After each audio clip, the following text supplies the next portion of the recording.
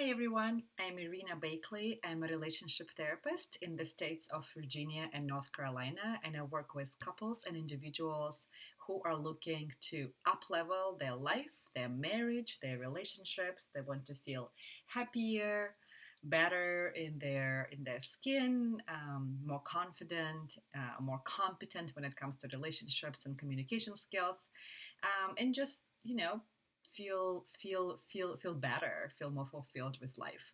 So today we're starting a series called Sexless Marriages, and in the first video today, I'm going to talk to you a little bit about why sexless marriages happen, what can be going on underneath, and what are some of the things to look out for or you can do to help yourself. So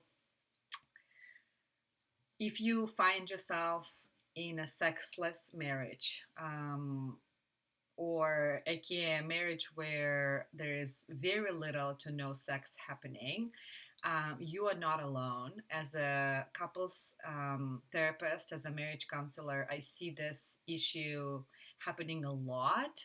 And people feel very, very stuck, and experiencing a lot of feelings of despair because they're so unhappy about the bedroom situation. So, as comforting as it is, just know that you're not alone. Know that it's a very common issue, and know that there are a lot of things you can do to help to improve your sex life. So, and also it's important to understand that sex is a very complicated territory. In order to improve sex life, you have to look in a lot of different places outside of the bedroom because there are a lot of kind of intertwined parts to it that play a huge role.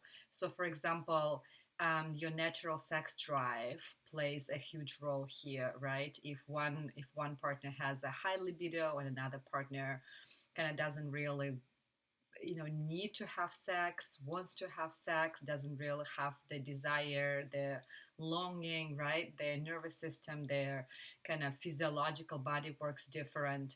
Maybe their love language is quality time, right? Or gifts or something like that. And for a lot of male partners, the love language is touch and sex because kind of of the history of emotions, kind of not being viewed as a good thing for males to show. So they suppress, and that's kind of their outlet to show, to foster that emotional connection. Your upbringing, the cultural conditioning around sex and what it means and how appropriate, not appropriate it is.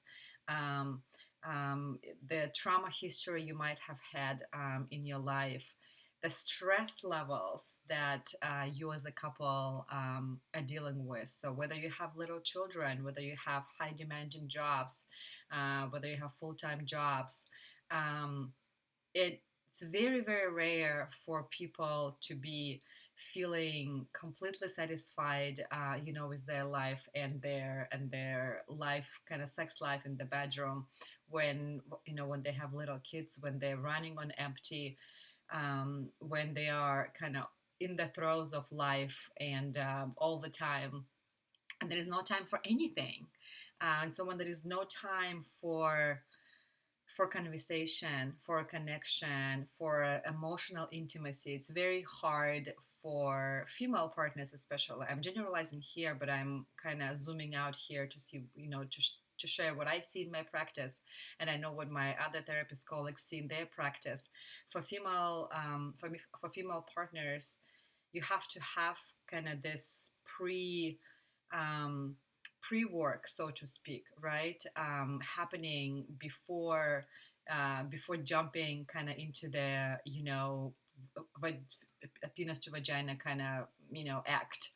um, and